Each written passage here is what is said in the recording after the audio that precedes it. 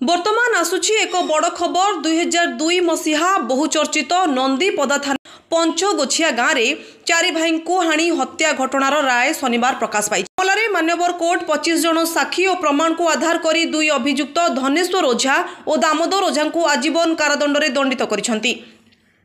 एथिसह 1 लाख टंका लेखाई जरिमाना मध्य करिसेंती।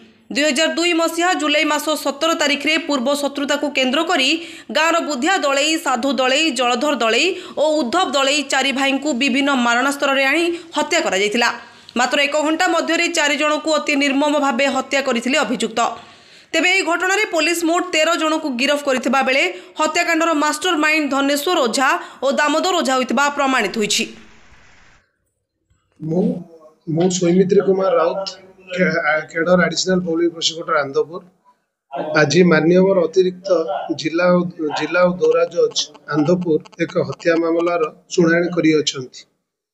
Special case number 2/11 of 2019/2003 case रो शुणाणी करछंती।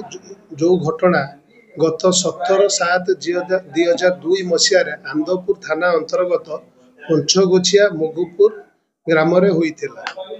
एतलाकारी माधवानंद दलई चारि भाई को अत्यंत निर्मम भाव में मुदाला माने हाणी हत्या करथिले।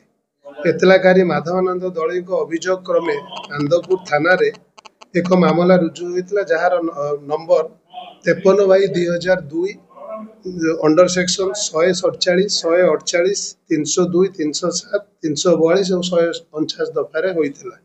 मान्यवर अदालत आज 25 जन साक्षी बयान और दस्तावेज को आधार करी मुदाला धनुआ एलियास धनेश्वर ओझा एवं दामो एलियास दामोदर ओझा को 302/139 आईपीसी दफारे आजीवन कारादंड करने सह 1 लाख लेखे जरिमाना कर जरिमाना अनादय आउ 2 वर्ष लेखे सश्रम कारादंड शुणाई।